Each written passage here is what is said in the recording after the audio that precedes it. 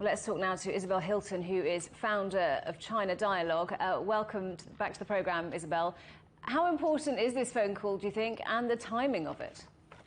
Well, I think the fact that it's happening is immensely important. I'm not at all sure what will come out of it.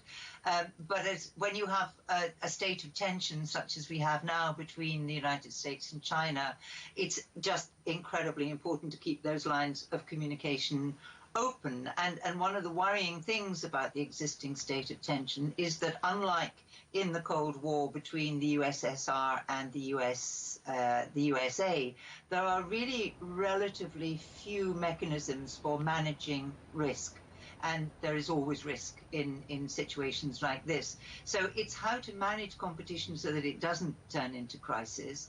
And if a crisis does begin, how you manage that crisis. These are the mechanisms that really need developing between the US and China. And I hope that this will at least be part of the conversation. We didn't really see it with the USSR until the Cuban Missile Crisis brought us all to the brink of extinction. And I hope it doesn't take something as bad as that for there to be some progress in this. So the fact that they're speaking and hopefully something will come out of it, but they're all very, very important things.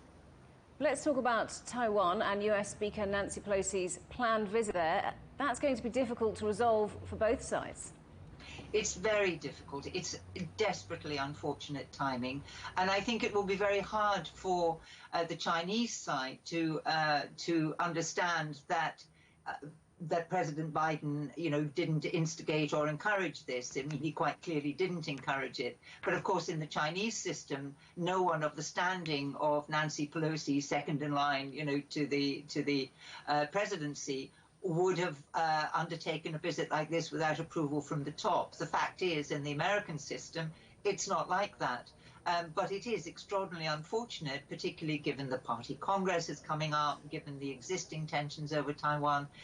So it would be, it would be difficult to imagine a worse moment. Now, clearly, they will have an exchange of views on this. The positions on Taiwan are extremely well known, and they're not likely to change. But it would be helpful if this visit could be undertaken, if it's committed to, in as low-key a manner as possible. And these are two men who've known each other for years, who've in some ways led parallel careers. How will the two men's personal relationship influence how these discussions go? It's always hard to judge that. I mean, obviously a warm personal relationship of the kind we have occasionally seen between, global leaders, it does help the chemistry. This is a call. There will be lots of officials, surrounding both of them. So it's not like the kind of personal visit or the trip. I remember when President Xi went to visit Donald Trump, he, took him to Miami and played golf inevitably. None of that will be happening. So I think that it's difficult to capitalize on the past relationship in something as formal and at a moment that's quite as difficult as this. And although they have known each other a long time, and that obviously does help, there have been many meetings between them in the past.